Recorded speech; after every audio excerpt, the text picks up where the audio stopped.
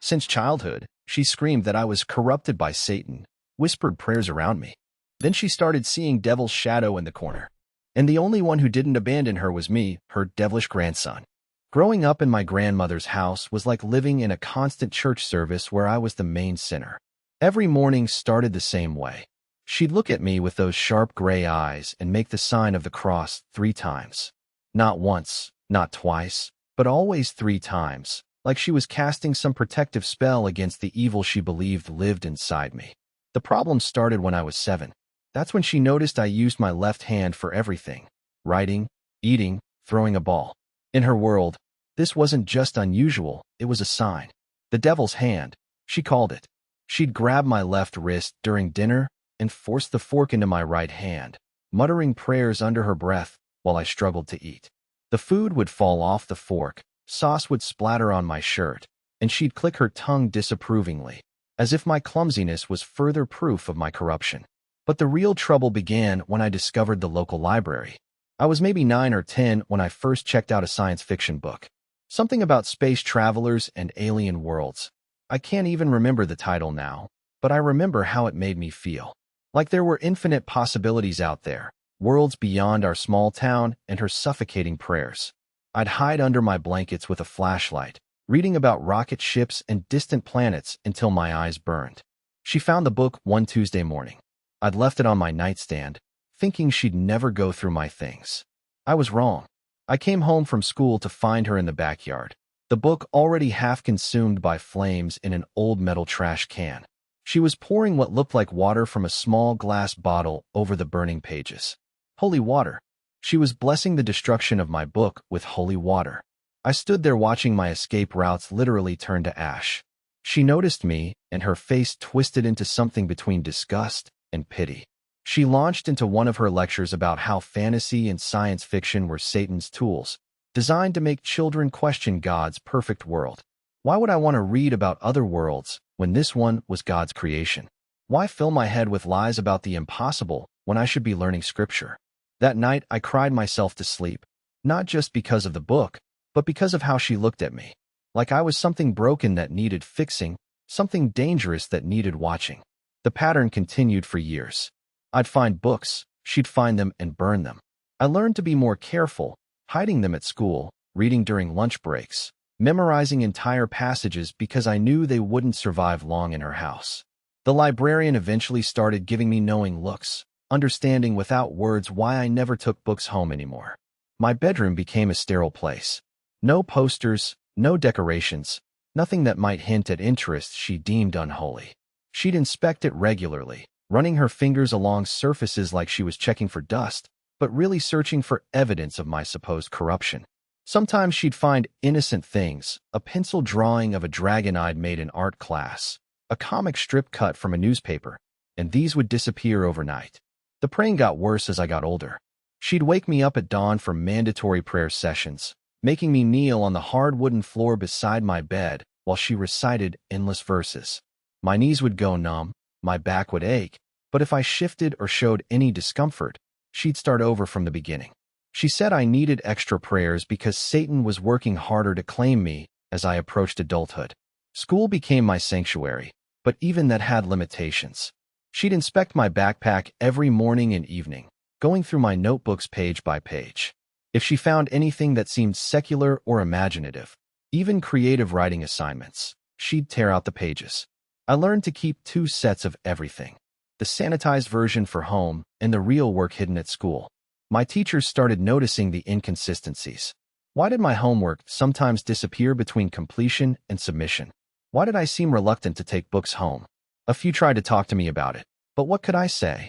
That my grandmother thought education beyond basic reading and arithmetic was a pathway to hell? That she believed my left-handedness made me inherently evil? The isolation was the worst part.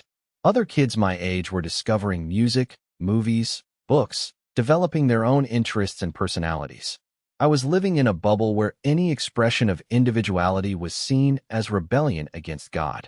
I couldn't talk about anything I'd read, couldn't share excitement about a movie I'd seen at a friend's house, couldn't even mention a song I'd heard on the radio without triggering another lecture about the corruption of modern society. High school brought new battles.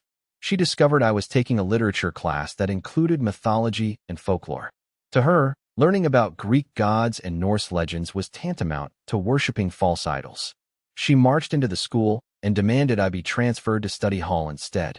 The embarrassment was crushing. Sitting in a silent room while my classmates discussed Odysseus and Thor, stories that seemed infinitely more interesting than the repetitive Bible verses I was forced to memorize at home. I started planning my escape around 15. Not dramatic or rebellious plans, just quiet preparation for the day I could legally leave. I saved every dollar from odd jobs, stored my few precious possessions at friends' houses, researched colleges far enough away that she couldn't easily follow. I counted days like a prisoner marking time. The worst incident happened during my junior year. She found a notebook where I'd been writing what I guess you'd call fantasy stories.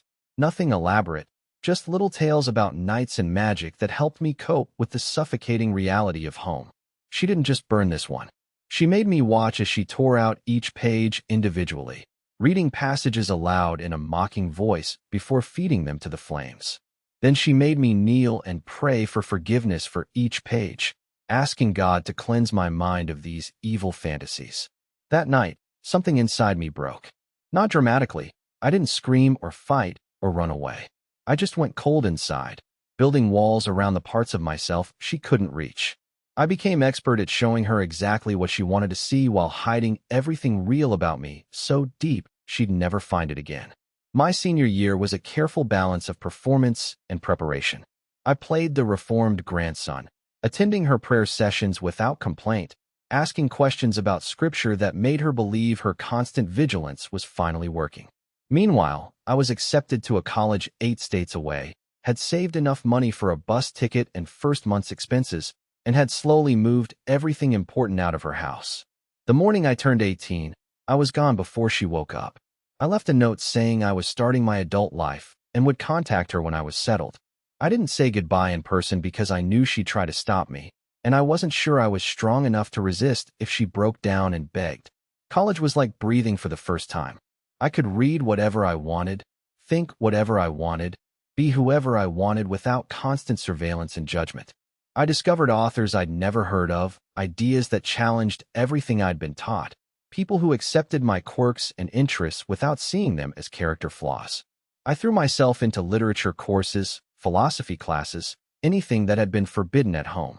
My left-handedness became just a minor characteristic instead of evidence of my corruption. I joined science fiction clubs, attended lectures on mythology, wrote stories without fear of them being discovered and destroyed. For the first time in my life, I felt normal. Not evil, not corrupted, not broken. Just a young man figuring out who he was without someone constantly telling him who he shouldn't be. I didn't contact her for almost 2 years. Partly because I was angry, partly because I was busy building a new life, mostly because I didn't know what to say.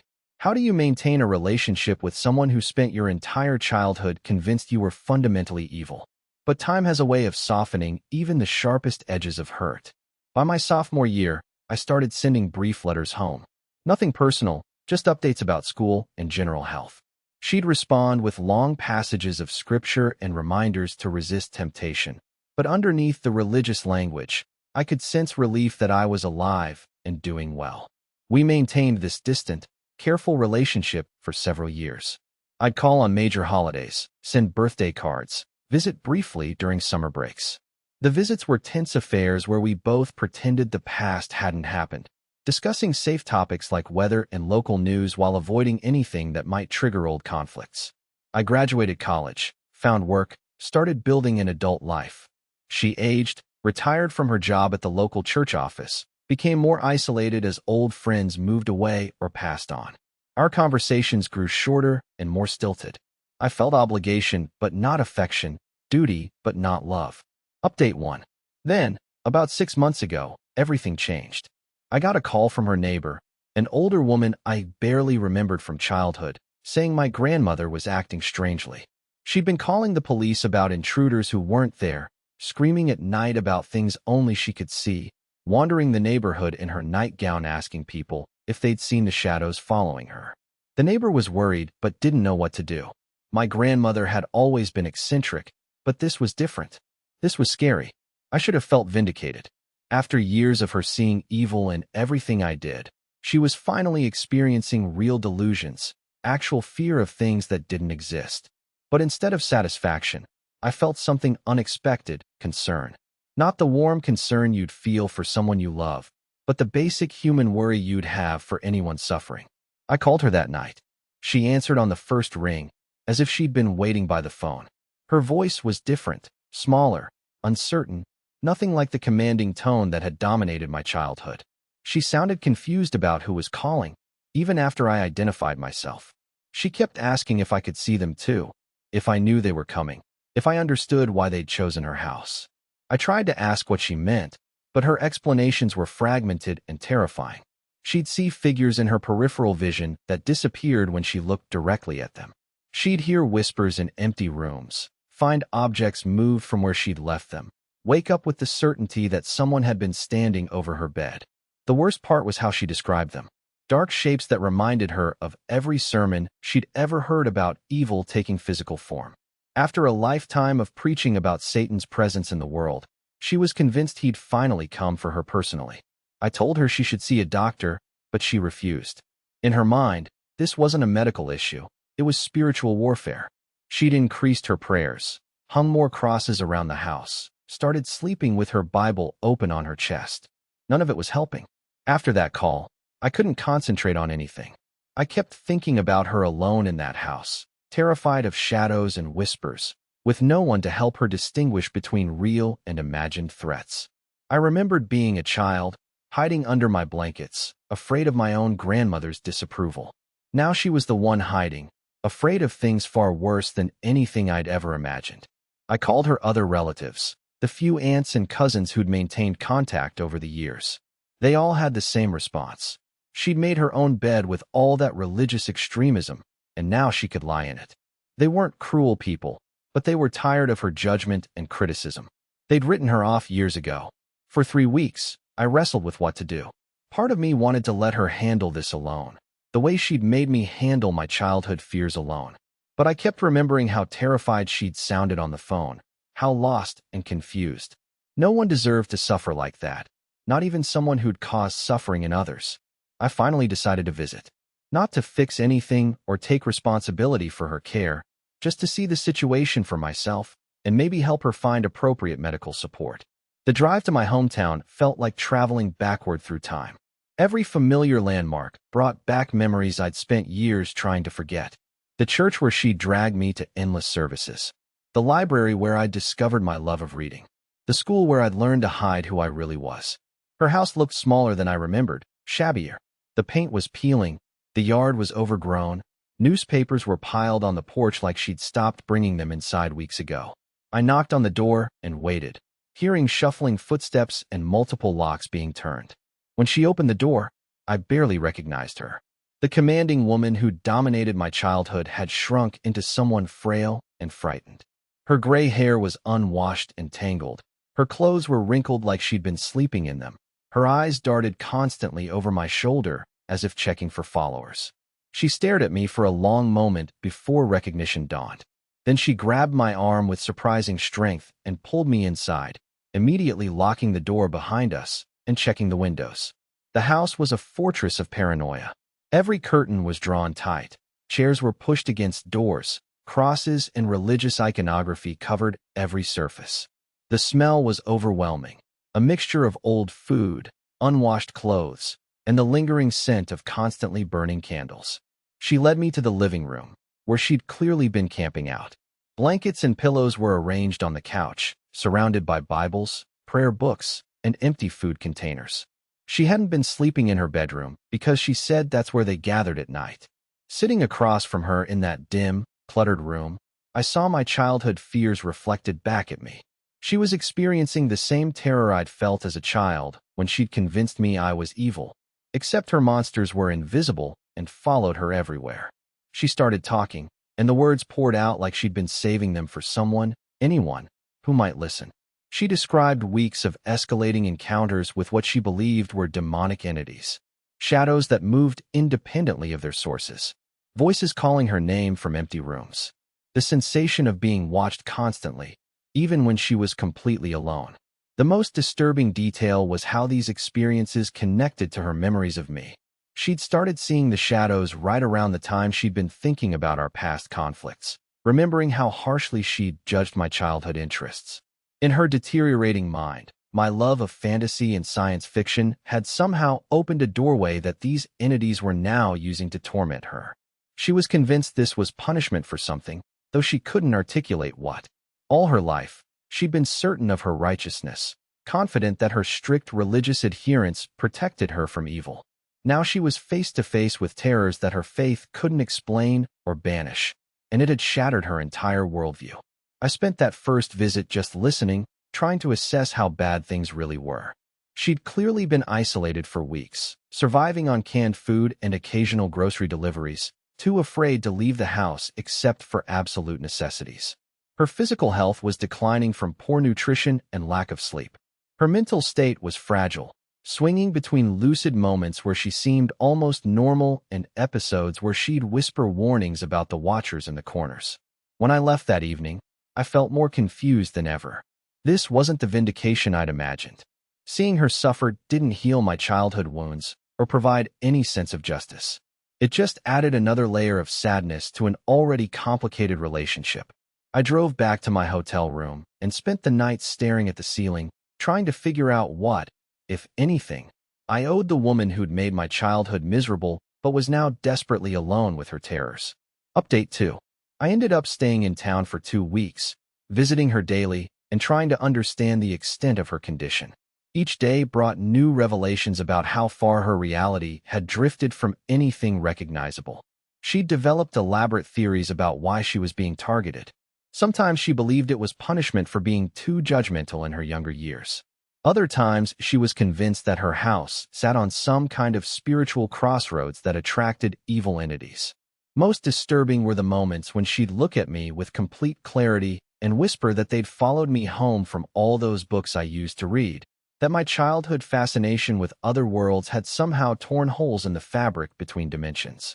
The rational part of my mind knew these were symptoms of a deteriorating mental condition, probably dementia with paranoid delusions, possibly complicated by isolation and poor nutrition. But being in that house, surrounded by her fear, made it hard to maintain complete skepticism. The shadows did seem deeper than they should be. The silence between her episodes felt loaded with presence. I found myself checking corners and listening for sounds that shouldn't be there. What surprised me most was how naturally I fell into the role of caretaker. I'd expected to feel resentful, forced into helping someone who'd never shown me kindness. Instead, I felt oddly protective. Maybe it was seeing her so vulnerable, or maybe it was finally having power in a relationship where I'd always been powerless. Whatever the reason, I started taking care of practical things without being asked. I organized her medications, cleaned her kitchen, restocked her pantry with actual food instead of the random canned goods she'd been surviving on. I fixed the broken lock on her back door and replaced the burnt-out bulbs that had been making the house darker and more frightening. Small things, but they seemed to help her feel slightly more secure. The most challenging part was dealing with her nocturnal episodes. She'd been staying awake most nights, convinced that the entities were more active in darkness. I started sleeping on her couch, partly to monitor her condition and partly because she seemed calmer when someone else was in the house. Those nights taught me things about her I'd never known. In her confused state, she'd talk about her own childhood, memories that had shaped her rigid worldview. She'd grown up during the Depression with parents who saw hardship as divine testing, who believed that any deviation from strict religious observance invited punishment. Her father had been violent when drunk, and her mother had explained his rages as God's way of keeping the family humble. She'd learned early that safety came from perfect adherence to rules, that any creativity or individuality was dangerous self-indulgence that could bring disaster on everyone. My left-handedness, my imagination, my questions about faith, these hadn't just seemed wrong to her. They'd seemed actively threatening to the carefully constructed world that kept her feeling safe. Understanding this didn't excuse the way she treated me, but it added context that made her behavior seem less like personal cruelty and more like inherited trauma. She'd been afraid for me the same way she was now afraid for herself, convinced that deviation from her narrow path led inevitably to suffering. During her clearer moments, she'd sometimes try to apologize, though she struggled to articulate exactly what she was sorry for. She'd mentioned burning my books, forcing me to pray, making me feel unwelcome in my own home, but always in fragments, like she was trying to assemble puzzle pieces without seeing the complete picture.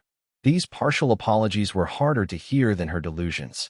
They suggested she understood, on some level, that she'd damaged our relationship, but she still couldn't fully grasp the extent of that damage or take complete responsibility for it. By the end of the first week, I contacted a local doctor who agreed to make house calls. She was surprisingly cooperative during his visit, perhaps because her fear of the entities outweighed her traditional suspicion of medical intervention. He confirmed what I'd suspected: early-stage dementia complicated by social isolation and anxiety disorders that had probably been developing for years. He prescribed medications that might help with the paranoid thoughts and recommended regular monitoring, but was honest about the limitations of treatment. The damage to her cognitive function was irreversible, and her lifelong patterns of isolation made it unlikely she'd accept more comprehensive care. That's when I faced the real decision. I could arrange for periodic check-ins, maybe convince a neighbor to monitor her welfare, ensure she had medical support and grocery deliveries. I could fulfill my basic family obligations without making major changes to my own life. Or I could stay. The thought terrified me almost as much as it surprised me. I had a good life 8 states away, a job I enjoyed, friends who accepted me, freedom to be whoever I wanted without judgment or restriction. Coming back to this town meant giving up everything I'd built and returning to a place where I'd never been happy.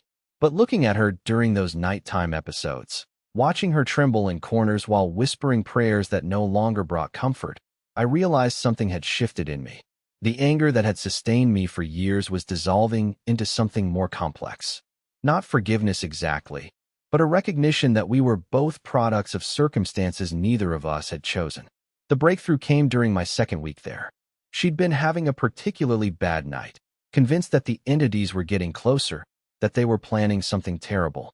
She was huddled in her bedroom closet, surrounded by her collection of crosses and prayer books, when she suddenly looked directly at me and said something that changed everything. She told me she'd always known I wasn't actually evil. Even during the worst of our conflicts, some part of her had recognized that I was just a curious child trying to understand the world. But her fear of losing control, of admitting she might be wrong about anything, had made her double down on positions that felt increasingly false even to her.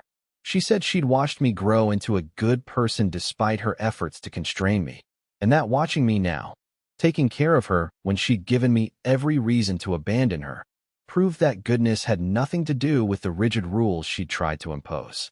This wasn't a complete transformation or a Hollywood moment of reconciliation. She was still confused, still frightened, still prone to seeing threats that didn't exist. But for a few minutes, she was also completely present and honest about our shared history. That's when I made my decision. Not out of love or forgiveness or any noble motivation, but out of simple recognition that she needed help, and I was the only one willing to provide it. I called my employer and arranged for extended leave. I contacted my landlord about subletting my apartment. I started the process of temporarily relocating my life to a place I'd sworn never to return to. The practical arrangements were surprisingly straightforward. The emotional ones were much more complicated. Final update. 6 months later, I'm still here, and our relationship has evolved into something I never could have predicted. Her condition has stabilized somewhat with medication and regular care, though the paranoid episodes still occur. She no longer sees entities in every shadow, but she remains convinced that something watches her, waits for her, judges her from just beyond perception. Some nights are worse than others, but she's no longer living in constant terror. What's changed most dramatically is how we interact during her lucid periods. Without the structure of her rigid religious authority or my teenage rebellion, we've had to discover who we actually are to each other. It's been awkward and sometimes painful, like learning to speak a language neither of us is fluent in. She started asking about my life, not to judge or correct, but out of genuine curiosity about the person I became after leaving her house. I tell her about books I've read, places I've traveled, ideas I've encountered, and she listens with something approaching interest rather than alarm. Sometimes she even asks follow-up questions, as if she's trying to understand perspectives that were completely foreign to her younger self. I've learned things about her too. Before her religious extremism consumed everything, she'd been curious about the world in ways she'd never been allowed to express. She'd wanted to travel, to read widely, to ask questions about faith rather than simply accepting predetermined answers. But her upbringing had taught her that curiosity was dangerous, that questioning was the first step toward damnation. In her confused state, some of those suppressed interests have resurfaced. She'll sometimes ask me to read to her from books she would have burned years ago. Science articles, historical accounts, even occasional fiction that doesn't explicitly promote religious themes.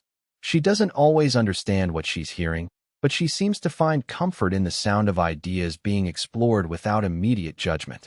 The most unexpected development has been her gradual admission that her lifelong certainties might have been wrong about some things. Not about God or faith entirely. She's still deeply religious in her core identity, but about the necessity of rigid control and constant vigilance against corruption. She started saying things like maybe being left-handed just means being different, not evil. Maybe imagination is a gift rather than a curse. Maybe curiosity about other worlds reflects appreciation for the vastness of creation rather than rejection of it. These insights come in fragments during her clearer moments, mixed with confusion and sometimes contradicted by her next episode. But they represent a fundamental shift in someone who'd spent 70 years absolutely certain about the nature of good and evil. I still struggle with my role here. Some days I feel like a dutiful grandson caring for family. Other days, I feel like a stranger going through the motions of obligation. Most days I feel like someone trying to make sense of a relationship that never fit conventional categories. The anger that defined my feelings about her for so many years has largely faded, replaced by something more complex. Not love exactly, but not indifference either. Maybe acceptance of our shared imperfection, recognition that we both did damage and both deserved better than we gave each other. What surprises me most is how taking care of her has affected my own sense of identity. For years, I defined myself largely in opposition to her influence. The person who escaped her narrow worldview, who refused to be constrained by her limitations. Living with her again has forced me to acknowledge that she's part of my story whether I like it or not, and that understanding her hasn't diminished me the way I'd always feared it would. I've also discovered that some of her influence wasn't entirely negative. Her emphasis on duty and service, stripped of its religious extremism, has value. Her belief in the importance of moral choices, expanded beyond her rigid categories, has merit. Her commitment to something larger than immediate self-interest, redirected toward human rather than divine authority, has shaped me in ways I'm only now beginning to understand. The paranoid episodes continue, but they've taken on a different character. She's less likely to see specific entities and more likely to sense general unease, as if something is watching without being actively threatening. During these episodes, she often asks me to stay close, and I've found that my presence genuinely helps calm her fears. There's something profoundly strange about being the source of comfort for someone who once saw me as a source of spiritual danger. The reversal feels significant in ways I'm still processing. I've started keeping a journal, partly to track her symptoms for medical purposes, and partly to process my own complicated feelings about our situation. Writing has always been my way of making sense of experiences that don't fit neat categories, and this definitely qualifies. Sometimes I write about childhood memories that feel different now that I understand more about her own background.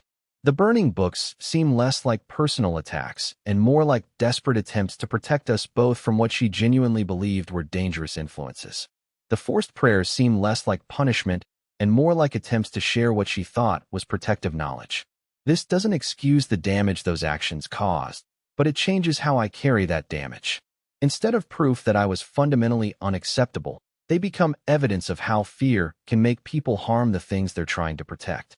Other times I write about the present situation, the strange intimacy of caring for someone who's gradually losing coherent thought, the unexpected tenderness that's developed between us, the way shared vulnerability has created connection where shared strength never could. I don't know how long this arrangement will last. Her condition will likely worsen over time, eventually requiring more specialized care than I can provide. My leave from work has limits, and my life in another state remains on hold rather than abandoned. But for now, this feels like where I need to be.